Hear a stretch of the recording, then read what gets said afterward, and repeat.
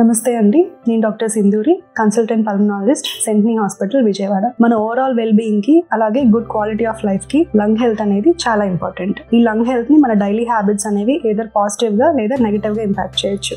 First smoking అనేది ఎంత risk అందరికీ తెలిసిన విషయమే. సిగరెట్ స్మోక్ లో అట్లీస్ట్ 7,000 కెమికల్స్ ఉంటాయి. ఇవి ఎన్నో short term and long term lung complications ని కాజ్ చేయొచ్చు. అలాగే సిగరెట్ స్మోక్ చేసే వాళ్ళే కాకుండా వారి చుట్టుపక్కల ఉన్న వాళ్ళు, అంటే సెకండ్ హ్యాండ్ స్మోక్ ఎక్స్పోజ్ అయ్యే వాళ్ళు కూడా ఈక్వల్ గా రిస్క్ ఉంటుంది. నెక్స్ట్ సెడెంటరీ లైఫ్ స్టైల్ వల్ల కార్డియాక్ హెల్త్ నెగటివ్ గా ఎఫెక్ట్ అవుతుందని చాలా మందికి తెలిసిన విషయమే. బట్ మీకు అంతే నెగటివ్ ఇంపాక్ట్ మీకు లంగ్ హెల్త్ మీద కూడా పడుతుంది. రెగ్యులర్ గా ఫిజికల్ యాక్టివిటీ లేకపోవడం వల్ల మీకు రెస్పిరేటరీ మజిల్స్ అనేవి వీక్ అయ్యి లంగ్ ఫంక్షన్ తగ్గే ఛాన్స్ చాలా ఎక్కువ. Next bad posture. మనం నుంచున్నప్పుడు లేదా కూర్చున్నప్పుడు పోస్చర్ సరిగ్గా మెయింటైన్ చేయకపోవడం వల్ల కూడా మీకు లంగ్ కెపాసిటీ తగ్గుతుంది. అంటే పేషెంట్ గాలి తీసుకునేటప్పుడు ఫుల్ గా బ్రెత్ తీసుకోలేకపోవచ్చు. Next balanced diet. మనం హైలీ ప్రాసెస్డ్ లేదా షుగరీ ఫుడ్స్ తీసుకోవడం వల్ల బాడీలో ఇన్ఫ్లమేషన్ పెరిగి ఆల్రెడీ ఉన్న సిఓపిడి లేదా ఆస్మా కండిషన్స్ వర్స్ అనే ఛాన్స్ ఎక్కువ. అలాగే ఇలాంటి డైట్ వల్ల మీకు ఒబెసిటీ పెరిగి లంగ్ ఫంక్షన్ తగ్గే అవకాశం ఎక్కువ. సో ఈ హ్యాబిట్స్ ఉండి లేదా రిస్క్ ఫ్యాక్టర్స్ ఉన్న వాళ్ళు తప్పనిసరిగా రెగ్యులర్ హెల్త్ చెకప్ చేయించుకోవడం అనేది చాలా ఇంపార్టెంట్.